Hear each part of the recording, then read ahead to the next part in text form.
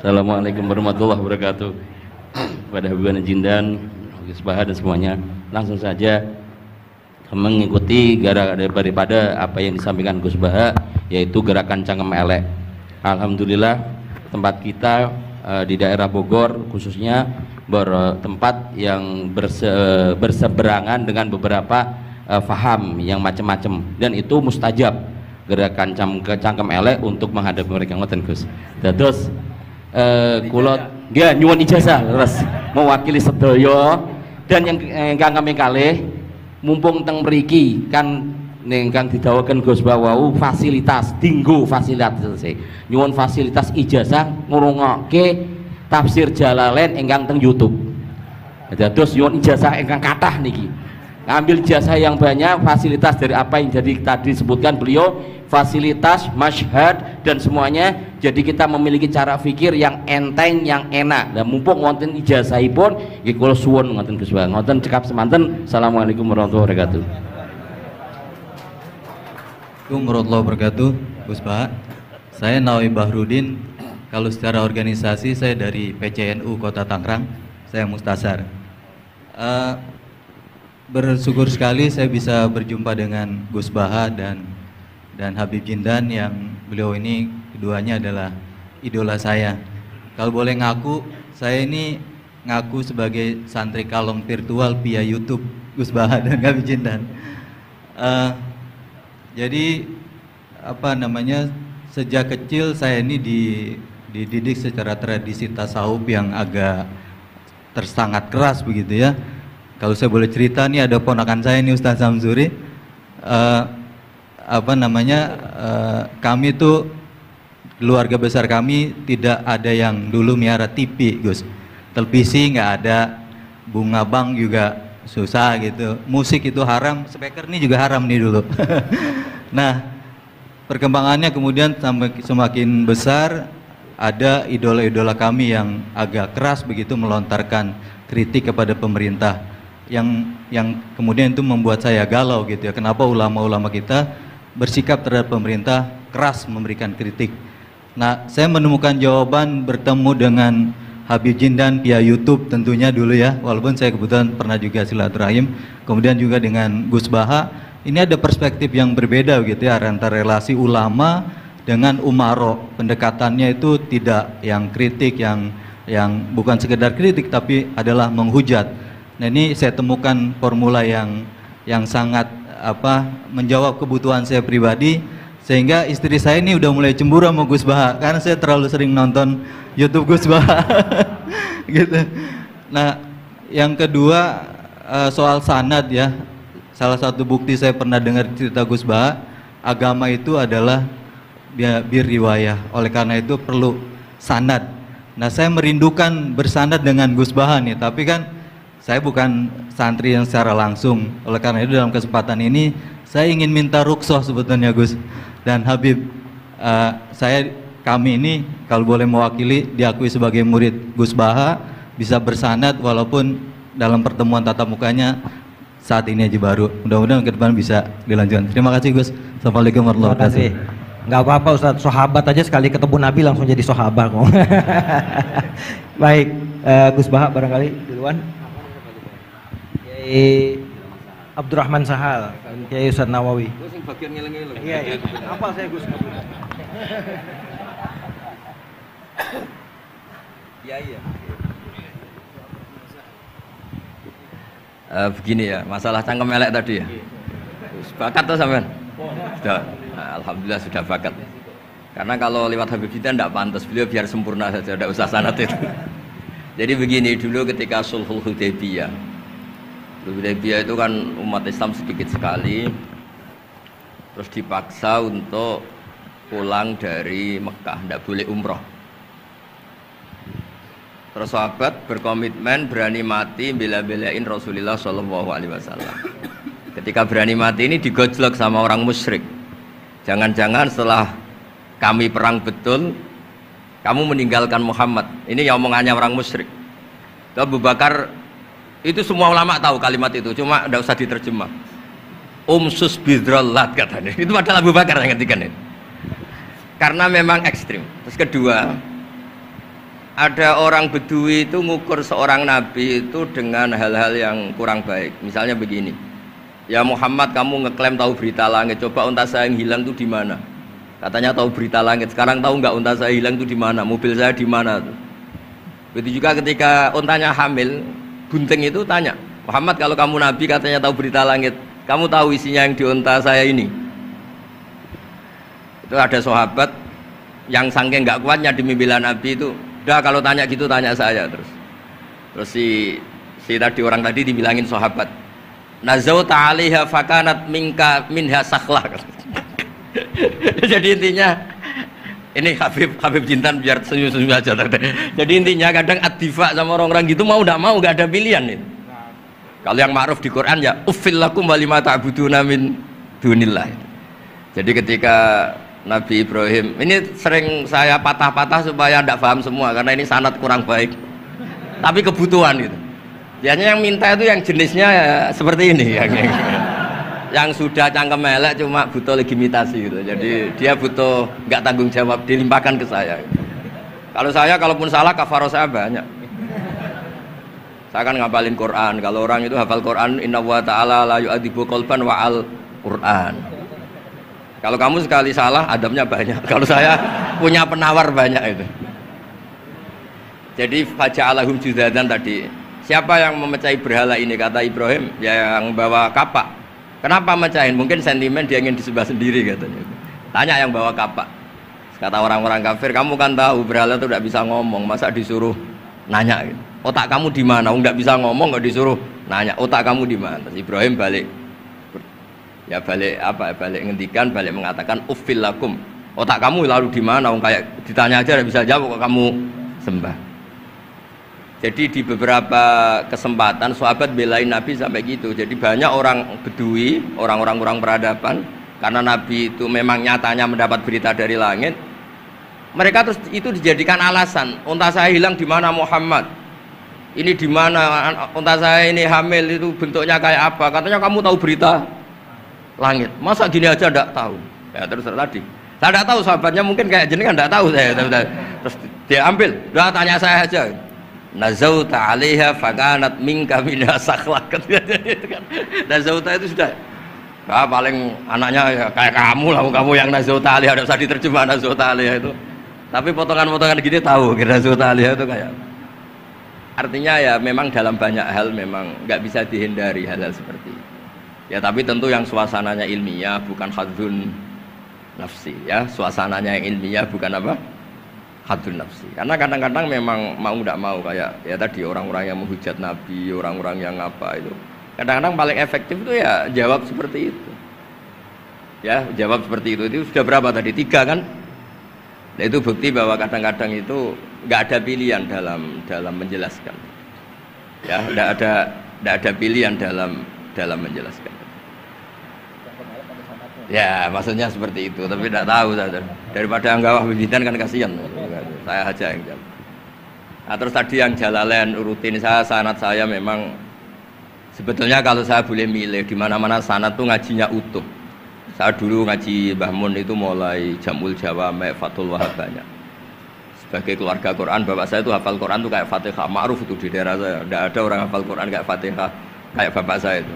Makanya tradisi keluarga kami memang Quran. Terus babah kami juga dari ulama Lasem, Habib Jitan pernah rawuh di mbah saya. Kebetulan pondoknya mbah saya namanya juga Al-Fakhriyah Habib. Jadi karena kalau konstruksinya tidak khatam seperti ini namanya ijazah amma. Ijazah amma ya cukup lah buat rame-rame. Tapi secara keilmuan itu masalah karena konstruksinya belum selesai. Makanya tadi saya senang Habib Jitan ketika cerita ada orang ngajar lumak. Usul fikih itu perangkat yang mau tidak mau untuk alat tafsir. Misalnya begini, wa antasma'u bainal ukhtain, tidak boleh mengumpulkan perempuan 2 yang kakak beradik jadi istrinya 1 orang.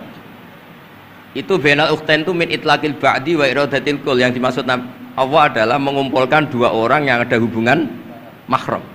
Coba kalau kita misalnya bikin gerakan kembali ke Quran, berarti yang haram hanya antasma'u bainal ukhtain. Padahal yang haram adalah bainal mar'ah wa ammatiyah wala bainal mar'ah wa khalatiyah wala bainal mar'ah wa jaddatiyah. Pokoknya 2 perempuan yang ada hubungan mahram tidak boleh dikumpulkan dalam satu pernikahan.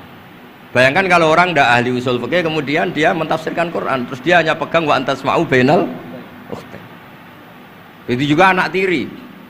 Ada aturannya, lafadz yang keluar karena ghalib itu tidak punya makna. Misalnya begini, anak tiri yang nggak boleh dinikahi adalah waroba ibu kumulati fi hujurikum, anak tiri yang serumah. Padahal anak tiri serumah tidak serumah, kalau ibunya sudah kamu kumpulin kan tidak boleh dinikah. Lalu kata fi hujurikum di sini adalah yakhruju makhrujal ghalib. Ya umumnya anak tiri itu serumah, tapi bukan punya ikatan apa? Hukum. Nah, hal seperti itu kan riskan kalau kita tidak mengaji usul fikih, apa kaidah fikih. Misalnya gini, ada ular di dalam, terus kiainya bilang, Jamal ambilkan tongkat. Terus kamu karena nggak dipanggil namanya, terus nggak ngambil tongkat. Oh yang dipanggil Jamal bukan saya. Ini santri geblek dah. Sebenarnya kata manggil itu qaulun nabi li ahadin min ashabi itu qauluhu lil jami'. Yang hal-hal yang baik, yang darurat siapapun yang bisa melakukan harus melakukan itu meskipun nggak dipanggil. Coba semua wiridan, ya Mu'ad inni uhibbuka. Fakul dubura kulli sholatin Allahumma a'inni ala dzikrika wa syukrika wa husni ibadatik. Sebagai riwayat fala tada'anna dubura kulli sholat. Terus kamu bilang nama saya ada Mu'ad loh. Berarti tidak kena ijazah itu. Itu harus ada analisis usul fikih. Kalau enggak ya habis kita. Semua wiridan tuh ya Abu Hurairah, ya Mu'ad, ya Aba. Nah, terus kamu, saya ada yang diwaksiati Rasulullah, ada yang diijazahi, ya tidak bisa. Jadi masalah sana tuh maunya kalau sampean orang baik, ya semua kebaikan tuh saya ijazahkan. Ya tapi tentu beda yang ngaji betulan sama yang ngaji begini-begini itu. Ya memang seperti itu, karena kalau ingin jadi ulama konstruksinya memang harus utuh. Karena tadi ada usul fikih, ada kaidah fikih, ada macam-macam kayak tadi wa antasma'u bainal ukhtain. Itu ya zaman Nabi Sugeng sudah nambahi wala bainal mar'ati wa amatiha. Tidak boleh menikahi istri dan budenya atau bulenya. Nah, kenapa Nabi tidak bilang wala bainal mar'ati wa jaddatiha? Kayaknya orang kelainan kalau kepikiran seperti itu. Loh, kalau bule itu masih masuk lah. Ya misalnya istri kamu 17, bulenya 27 kan kok cantik budenya kan masih bisa mikir gitu. Tapi kalau istri kamu 20, mbahnya 80 kok kepikiran itu kan. Sehingga di hadis memang hanya wala bainal mar'ati wa ammatiha, wala bainal mar'ati wa kholatiha. Nabi tidak mengatakan wala bainal mar'ati wa jaddatiha. Kayaknya kalau orang normal tuh tidak kepikiran itu. Ya tapi apapun itu nyatanya Quran hanya wa antasma'u bainal ukhtain. Itu kalau nggak dijelaskan pakai usul fikih, ini min itlaqil badi wa iradil qul secara balaghah. Ya, itu kan tidak bisa. Nah, di sini pentingnya ngaji khatam. Makanya saya suka ngaji Jalalain dengan penjelasan fikih, penjelasan usul fikih, karena supaya orang tuh tahu lah bahwa maknani Quran tadi seperti yang didahulukan Habib Jindan itu. Ya kalau kamu tidak menguasai betul, terus akhirnya ngomong menurut saya, Quran kok menurut saya, menurut perasaan saya tidak bisa. Kata Habib Jindan kok biroyi ya sudah pesen tiket di neraka. Ngeri kan? Apalagi sudah biroyi dapat penghormatan, dapat uang, dapat panggung. Islam kok menurut saya, loh ini Islam yang menurut Rasulullah, Islam kok menurut saya. Makanya ini saya fanatik bahwa kitab tadi saya tunjukkan ke Habib Jindan beberapa kitabnya Said Muhammad yang menyebut mbah beliau apa supaya mudawwan. Dulu itu ada orang alim alama namanya Les bin Sa'ad. Kata Imam Syafi'i, "Al-Les afqahu min Malik illa annahu dayya'ahu ashabuh." Imam Les secara fikih itu lebih alim dibanding Imam Malik, tapi dayya'ahu ashabuh. Murid-muridnya enggak menulis. Andai kan Habib Salim tidak punya putra Habib Novel, tidak punya cucu Habib Jindan, mungkin orang tidak bakas lagi Habib Salim. Bazuber andai kan tidak punya putra Mbah Mun, orang juga tidak bakas lagi Bazuber. Bapak saya Kiai Nur Salim andai kan tidak punya putra saya, mungkin orang sudah lupa. Dulu ini cerita yang paling ekstrim. Dulu Nabi Ibrahim pernah dikira Yahudi karena punya keturunan Yahuda bin Yakub bin Ishak bin Ibrahim. Ketika Yahuda punya perilaku tertentu seakan-akan itu dari mbah-mbahnya. Baru setelah Rasulullah SAW memaklumatkan ad-dinul hanif, ad-dinul Islam millatun hanifiyah, millata abikum Ibrahim. Baru terpulihkan nama Ibrahim. Makanya kalau dalam nasihat Arab itu kama takarrama bi Muhammadin adnanu. Dulu orang tuh nggak tahu Adnan itu siapa, Qusay itu siapa, Kilab itu siapa. Gara-gara punya cucu yang bernama Rasulullah Muhammad SAW, Sayyidul Khalqi, orang nyari-nyari Abdullah itu siapa, Abdul Muthalib itu siapa, Hashim itu siapa. Akhirnya diketahui Sayyid Abdul itu orang yang ganteng, perilakunya baik. Abdul Muthalib itu orang yang pertama sering makan-makan, ngasih makan orang haji, gini-gini. dikatakan Syaibatul Hamdi karena terus orang ini dikatakan wasumi afisul bin Nabi sallallahu alaihi wasallam dzakara wa ta'ala walabba, ini dikatakan kusoi litakosi fi biladi atal kosia, terus dikatakan kilab lika seroti takalubi fil ardi karena orangnya aktif sering berjuang di mana-mana.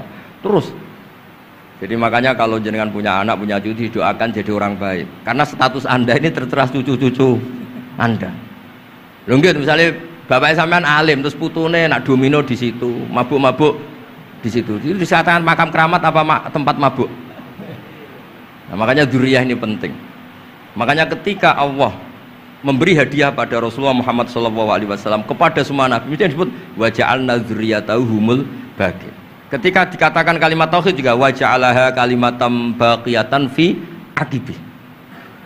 Makanya ukuran orang baik itu ya anaknya, cucunya, apa-apanya, karena ini yang meneruskan status kita. Ya jelas ya. Itu kalau anda ini ngaji khatam, konstruksi itu tahu. Tapi kalau tidak khatam, ya hanya modal qabilna terus. Ya tapi ya gak apa-apa daripada sama sekali. Malah yudroku kulluh, la yudroku kulluh. Nggih, kersane disambung Habib Citra. Mau kersane kula ngringit ikut dengarin ya. Yang cangkem elek enggak usah, Beb. Sadok aja, Beb. Jenengan enggak patut yang itu. Yang sanad saja. Mboten sampun. Mboten sampun. Yang sanad ijazah amal. كما إن صحت لنا الإجازة كما أجازنا سيد الوالد الحبيب نوفل بن سالم بن أحمد بن جندان عن والده الحبيب سالم بن أحمد بن جندان عن شيوخه جميعا وعن الوالد الحبيب نوفل عن جد الحبيب علي بن عبد الرحمن الحبشي وكذلك كما أجازنا الجد الحبيب محمد بن علي بن عبد الرحمن عن والده الحبيب علي بن عبد الرحمن الحبشي وكما أجازنا شيخنا ومربينا الإمام الحبيب عمر بن محمد بن سالم حفيظ عن شيوخه وكما أجازنا شيخنا الحبيب علي المشهور بن محمد بن سالم حفيظ وشيخنا السيد محمد بن علي بن عباس المالكي والحبيب عبد القادر بن أحمد السقاف والحبيب أبي بكر بن علي بن أبي بكر بن علي بن عبد الرحمن المشهور والحبيب زين بن إبراهيم والحبيب سالم بن عبد الله بن عمر الشاطري وأخيه الحبيب حسن جميع مشايخنا فبأسانيدهم إن صحت لنا الإجازة أجزناكم في تعلم والتعليم تذكر التذكير في الدعوة إلى الله تعالى وفي أذكار سادة بني علوي وفي كل ما يقربكم إلى الله إن صحت لنا الإجازة أجازناكم بذلك.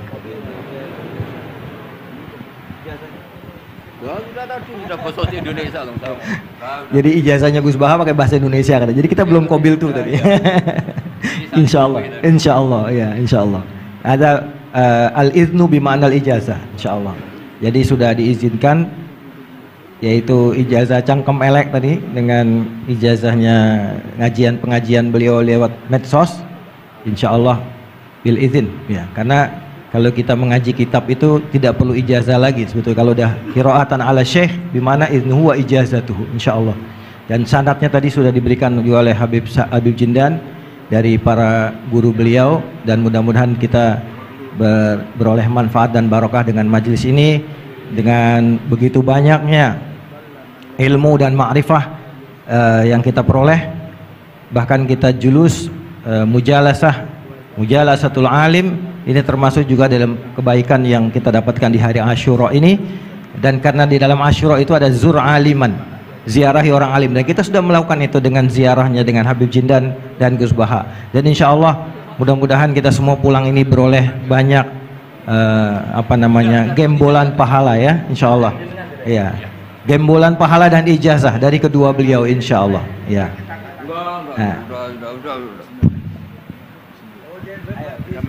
Ya, ajazatuhum kama ajazalana syekhuna wa syekhu syekhina Maimun Zubair wa aslafuhu ila Rasulillah sallallahu alaihi wasallam. Bilna ijazah wa tasyarrafna bikum wa jazakumullah khairan katsiran. Ya Yusuf Mansur mau ngasih ijazah enggak? Kali kalau Kiai Yusuf Mansur ngasih duit aja sama kita buat ongkos pulang. Setuju nggak kira-kira? Oh setuju katanya.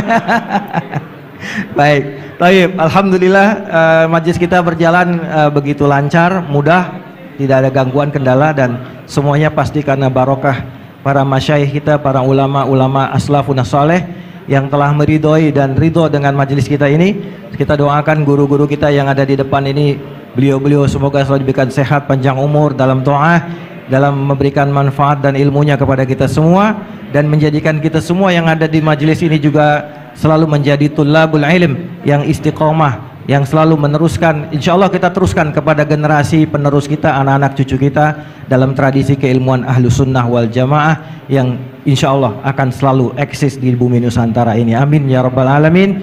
Saya sebagai moderator mohon maaf jika ada kalimat yang keliru dan salah. Kita akhiri dengan membaca subhanakallahumma wa bihamdika asyhadu an la ilaha illa anta astaghfiruka wa atubu ilaik. Dan sebelumnya ada pemberian cindera mata oleh Yayasan Fakhriyah kepada Gus Baha dari Habib Jindan.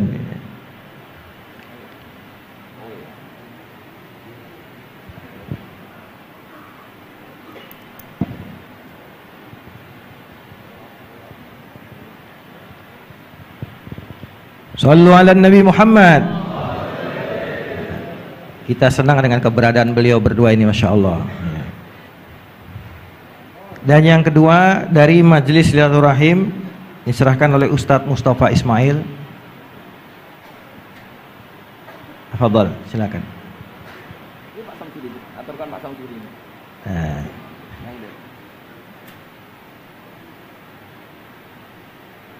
Ini pelakat nih, banyak ini. Nanti Gus Baha di rumahnya banyak pelakat ini. Mudah-mudahan lemarinya ada Gus ya buat banyak.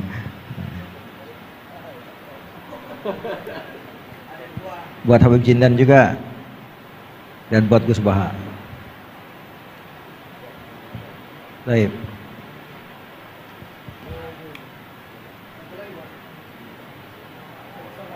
Ustaz, ya.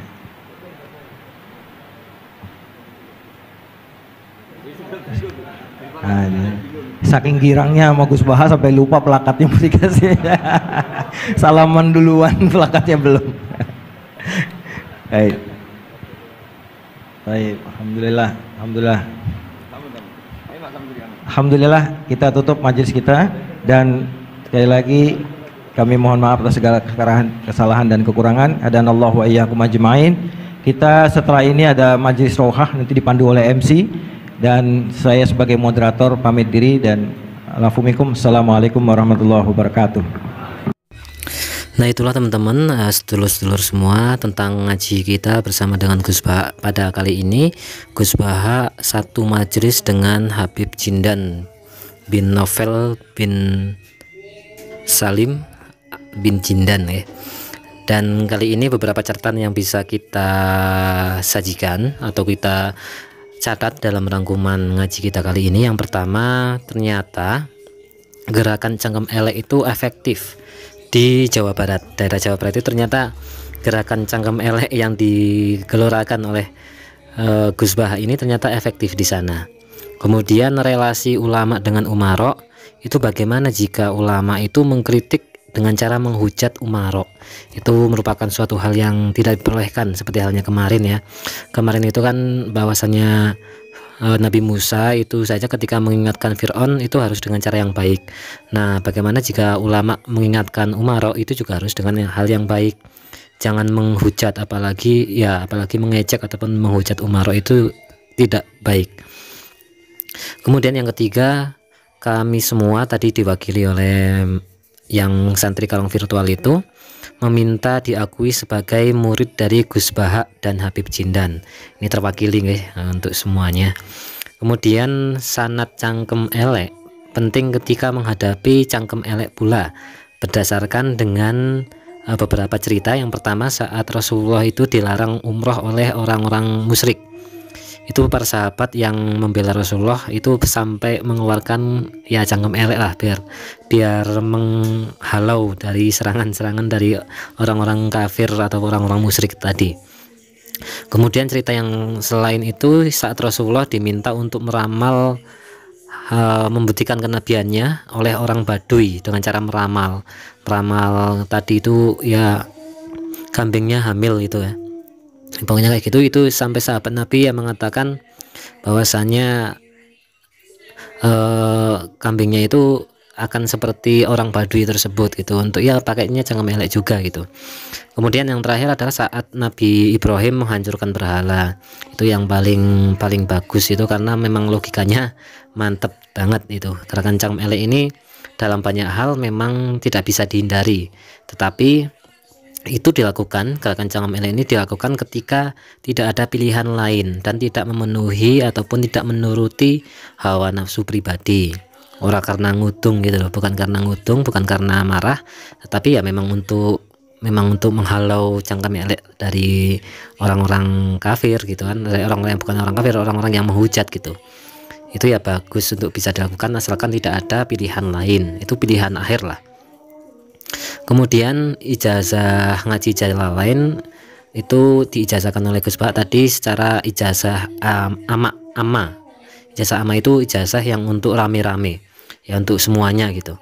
Tetapi secara keilmuan itu belum bisa dipertanggungjawabkan atau belum bisa sempurna.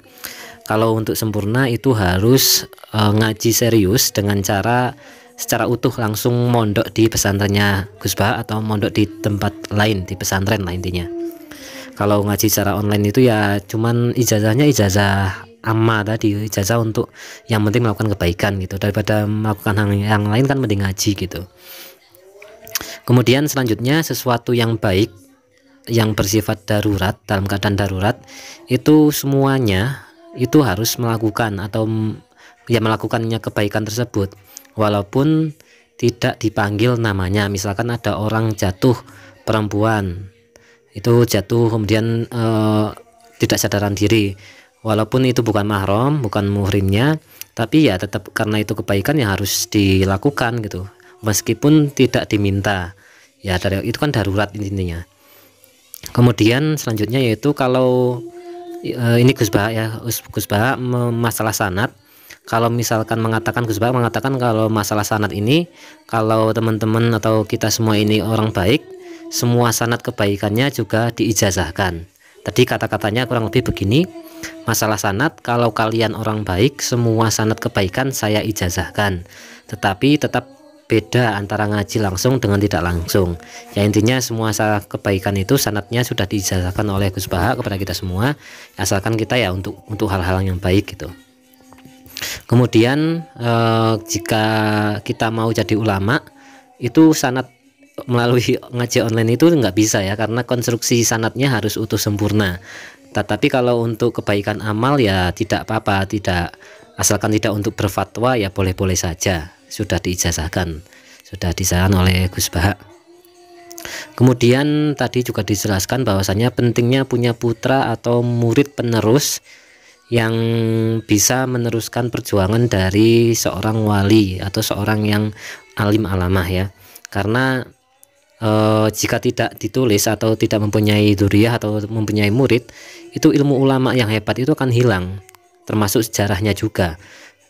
Dahulu orang tidak tahu leluhur Nabi, tetapi sejak ada Nabi orang-orang jadi mencari tahu, dan akhirnya kebaikan dari leluhur Nabi tersebut menjadi pengetahuan yang banyak diketahui orang, dan kebaikan-kebaikan misalkan Mbah Kusoy, kemudian sanad leluhurnya Rasulullah itu ternyata orang-orang baik juga, Abu Thalib, kemudian Abdul Muthalib dan lain sebagainya, itu juga termasuk kebaikannya bisa kita diketahui oleh orang banyak.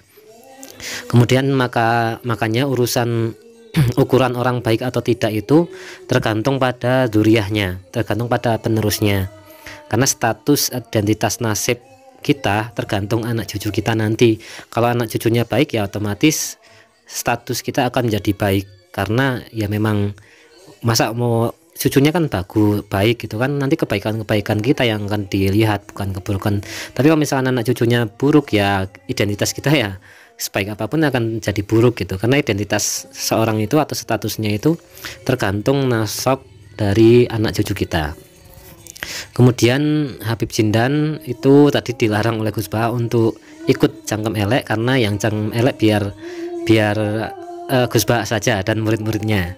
Kalau Habib Jindan biar yang baik-baik lah. Nah ini sebagaimana Gus Baha itu sebagaimana para sahabat yang membela Rasulullah tadi. Nah ini pas banget. Kemudian yang terakhir, mari kita semua doakan guru-guru kita, dan jangan lupa tadi ijazah yang disampaikan sanadnya juga sudah dijelaskan. Itu kita qabiltu ya, qabiltu kita terima atas ijazah dan sanad dari Gus Baha dan juga Habib Jindan. Qabiltu ijazah bil barokatil al-Fatihah. A'udzubillahi minasyaitonir rajim. Bismillahirrahmanirrahim. Alhamdulillahirabbil alamin arrahmanirrahim maliki yaumiddin. Iyyaka na'budu wa iyyaka nasta'in. Ihdinas siratal mustaqim. Shiratal ladzina an'amta 'alaihim ghairil maghdubi 'alaihim waladdallin. Amin. Oke teman-teman, itu saja kajian kita pada kali ini. Semoga berkah dan berkahi untuk kita semua. Terima kasih. Wassalamualaikum warahmatullahi wabarakatuh.